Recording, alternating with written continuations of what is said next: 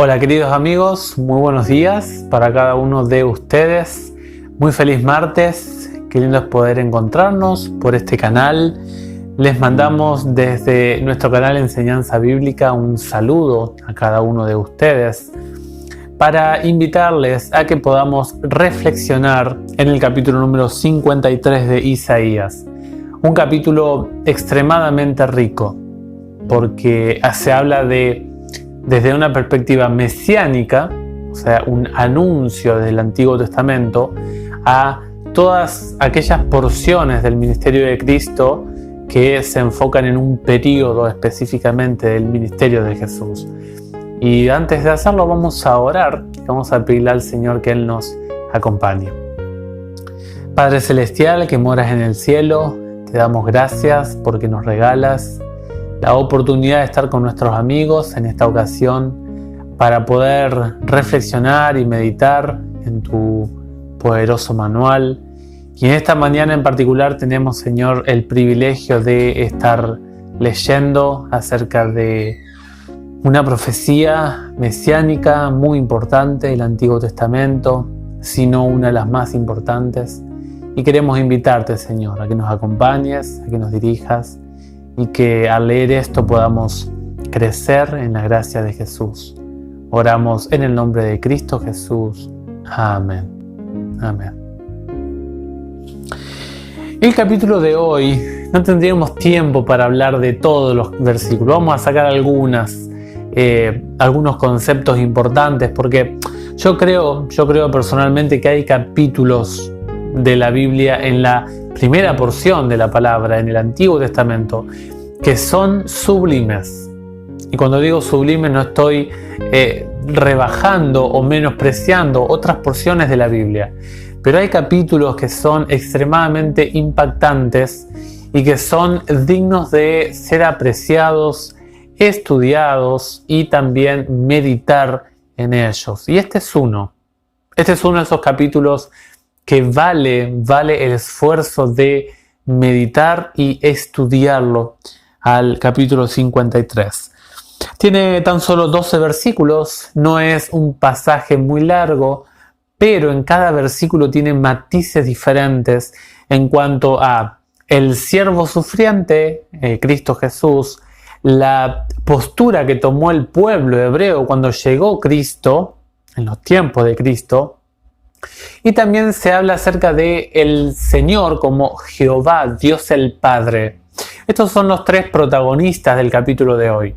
Cuando se habla de nosotros, en la mayoría, si no en la mayoría, se habla específicamente del pueblo. Cuando se habla de Él, se habla del siervo sufriente. Y cuando se habla de Jehová, o el Señor, como traduce mi versión, se está haciendo alusión a Dios el Padre. En el versículo 1 dice: ¿quién creyó lo que nosotros hemos oído y a quien se le reveló el brazo del Señor? Es interesante que este capítulo inicia en el versículo 13 del capítulo 52. Ayer lo hablamos un poquito. Por lo tanto, si queremos indagar un poco más la introducción, por así decirlo, nos introduce el capítulo anterior a este capítulo 53. Y vamos a ver que aquí habla acerca de lo que habla el pueblo de Dios. ¿Quién creyó en lo que nosotros hemos oído? El pueblo de Dios de antaño recibió una noticia allí en el capítulo 52, el versículo 7, la buena noticia. Y se pregunta, ¿alguno de nosotros creyó? Bueno, la Biblia dice que en Juan 1:11 a los suyos vino y los suyos no le recibieron. Tristemente, casi nadie, y sobre todo los líderes del pueblo, mataron a Jesús. Impulsaron, condujeron al pueblo, tanto a nivel social como religioso, para oponerse enfurecidamente al ministerio de Cristo Jesús. En el versículo 2 se habla de una tierra árida. Jesús nació, se formó, desarrolló su niñez y parte de su adolescencia en una tierra árida, Nazaret. Alguien dijo allí, ¿puede salir algo bueno en Nazaret? La gente decía, ¿puede salir algo bueno allí? ¿Este no es el hijo del carpintero? ¿Este no es tal? Una tierra árida, sin forma ni hermosura que atrajera nuestras miradas. Físicamente, según este pasaje, no era un hombre sumamente atractivo Cristo externamente hablando, pero la belleza del Señor Jesús estaba en su aspecto interno, su carácter. El versículo 3 habla de alguien que está acostumbrado al dolor, al desprecio, al menosprecio. Ese fue el Señor Jesús. Pero no solamente fue rechazado por hombres impulsados por el mal, sino que había una hueste maligna, espiritual, que impulsaba las acciones o los pensamientos o las actitudes de estos hombres. En el versículo 4 habla que el Señor Jesús, dice, soportaba nuestros sufrimientos y cargaba nuestras dolencias. Muchas veces se habla de cargar, llevar, soportar, ¿no? Habla de actitudes que son de reemplazo para otro o para otra persona.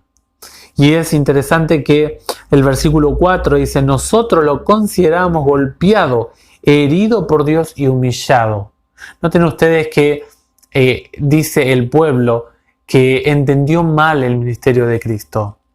Podemos pensar que la descripción de Isaías 53 está haciendo una reflexión futura, el pueblo hebreo, el pueblo judío, acerca de cómo ellos trataron al Señor Jesús. Y saben que este concepto errado acerca de por qué venía Cristo y la gente pensaba que Dios se estaba vengando a través del daño, la ferocidad con que se trataba a Cristo. Satanás propinó una imagen errada acerca del Dios de amor en la persona de Cristo. Y parece que le dio éxito, ¿no? Nosotros lo teníamos como herido por Dios. El versículo 5 declara que el ser humano cometió un pecado, el ser humano practicó la transgresión y alguien debía pagar. Allí se muestra la faceta vicaria del Señor Jesucristo. Y en el versículo 6 dice que el pecado empezó a conducir nuestras vidas. Cuando el pecado conduce nuestra vida, saben que el pecado solamente lo que nos entrega, lo que nos regala, lo que nos presenta el pecado es estar perdido, desorientado. Cada uno tomó su camino como ovejas errantes. Necesitábamos la figura de un pastor, alguien que nos pueda guiar. Y muchas veces, en muchos pasajes, se toma a Dios y luego en el Nuevo Testamento se aplica nuevamente, se vuelve a aplicar este aspecto de Dios y Cristo como el buen pastor. El versículo 7, dice cómo actuó Jesús cuando estaba siendo masacrado en la cruz. Algunos delincuentes, algunos ladrones, algunos perseguidos por la ley, maldecían a sus verdugos, echaban maldiciones, despotricaban en contra de los que lo estaban azotando.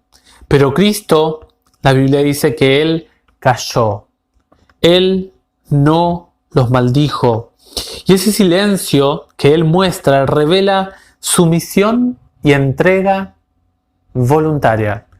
Todo lo contrario, Jesús, lejos de maldecir, Jesús decía, Padre, perdónalos porque no saben lo que hacen. Y es interesante que en el versículo 8 se habla de que se armó un juicio injusto. Cualquiera puede saber de que los testigos, allí en Mateo 26, 2 testigos falsos le trajeron. Y cuestionaron cosas y distorsionaron las palabras del Señor Jesús. Dice el versículo 8, fue detenido y juzgado injustamente. Su suerte, su condición.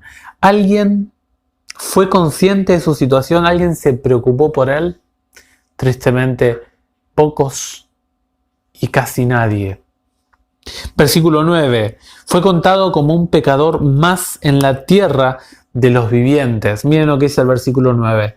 Se le dio un sepulcro con los malhechores y una tumba con los impíos, aunque no había cometido violencia ni había engaño en su boca.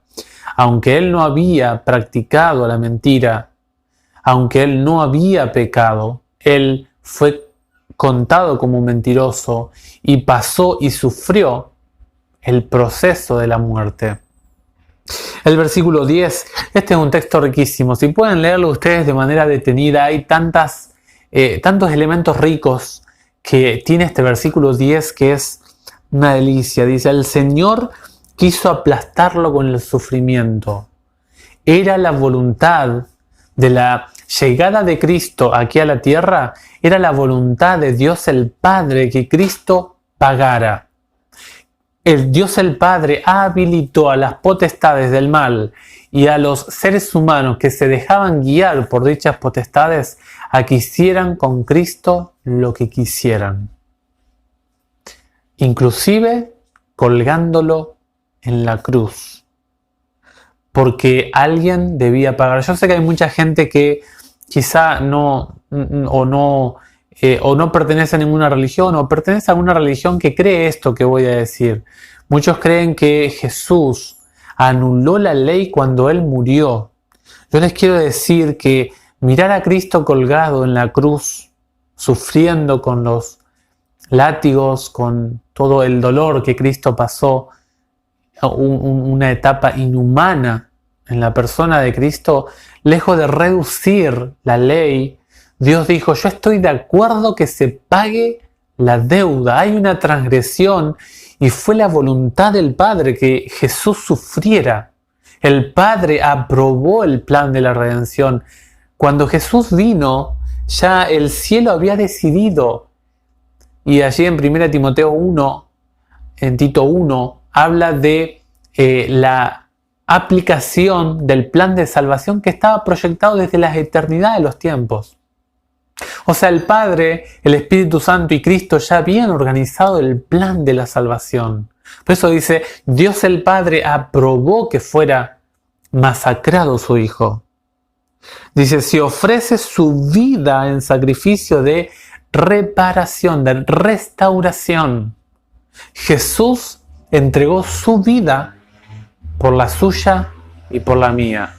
El Señor Jesús hizo un reemplazo, una restitución, reparó la condición o el destino y nos predestinó. ¿Qué significa?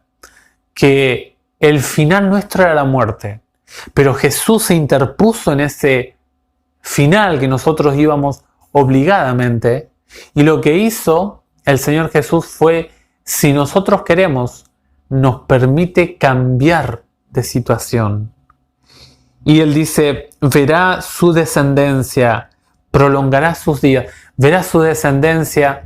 Algunos hablan que específicamente se habla de los que cumplieron la voluntad de Dios en la persona de Cristo Jesús, que lo aceptaron, que creyeron en su ministerio, que confiaron en Él, que lo pudieron palpar como el Mesías.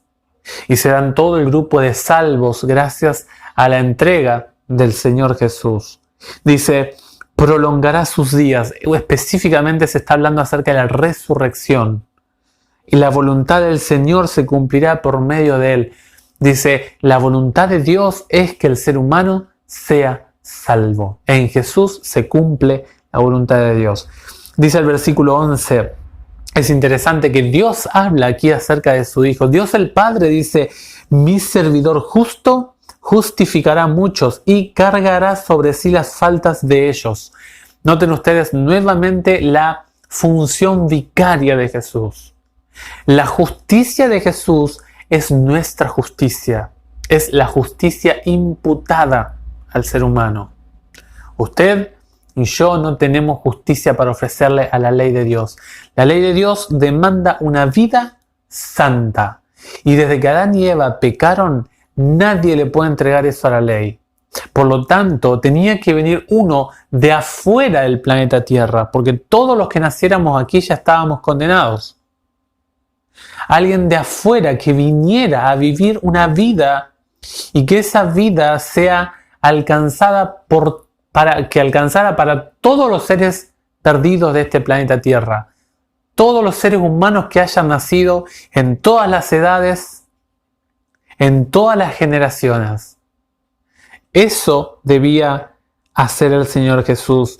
Y no solamente venía a entregar su santidad por la falta de santidad que nosotros teníamos, sino que además el Señor Jesús tomaría nuestro pecado y lo pagaría en la cruz.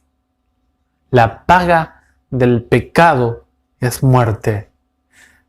Lo que hizo el Señor Jesús habilita a toda la raza humana, si la raza humana lo desea, a no morir eternamente, aunque material y humanamente hablando muramos en esta tierra. Por eso le dará una parte entre los grandes, y él repartirá el botín junto con los poderosos, porque expuso su vida a la muerte y fue contado entre los culpables, y siendo así que llevaba el pecado de muchos e intercedía en favor de los culpables. Muchos conceptos profundos en este versículo. Primeramente, un lugar de honor recibirá Cristo Jesús. Un nombre sobre todo nombre, dice Filipenses 2. Entre los grandes, entre los poderosos, los que venzan, los que hayan vencido, que hayan combatido el pecado, estarán con Él en su reino. Dice, porque expuso su vida a la muerte. Fue una ofrenda a Dios, su vida. Y fue contado entre los culpables. Fue uno más de nosotros. Siendo así que llevaba el pecado de muchos. Y aquí se habla acerca de la función de Cristo como intercesor nuestro, que se va a hablar un poquito más en Hebreos, capítulo 7, capítulo 8, capítulo 9. Cristo como nuestro intercesor. Alguien que está entre la humanidad perdida, pecadora, y que puede restaurar esa raza perdida, pecadora, impía, y alguien que también puede representarnos como Dios ante Dios mismo. Queridos amigos, este es un capítulo que ustedes y yo debemos reflexionar. Este es un capítulo que muestra a las claras que en el Antiguo Testamento también hay gracia. En el Antiguo Testamento no se salvaba la gente por ley. La gente se salvaba en el Antiguo Testamento mirando al Cordero que iba a venir. Ojalá que podamos reflexionar, que no despreciemos la gracia de Cristo. Costó muchísimo el cielo. El cielo entregó el don más preciado por nosotros. Cuán poco a veces valoramos la gracia que Dios nos regaló en la persona de Cristo Jesús. Debiéramos meditar más en esos momentos difíciles del ministerio de Cristo, nuestra vida cristiana. Y cuando nosotros vamos a pecar, recordaríamos el dolor. Y nosotros nos alejaríamos del pecado si fuéramos conscientes cuánto dañó a Cristo el pecado y cuánto lastima el corazón de Dios el pecado. Ojalá que reflexionemos en este momento. Sigan dejando sus pedidos, dejen sus comentarios y les mandamos un saludo a cada uno de ustedes, deseándoles de corazón que el Señor les bendiga ricamente.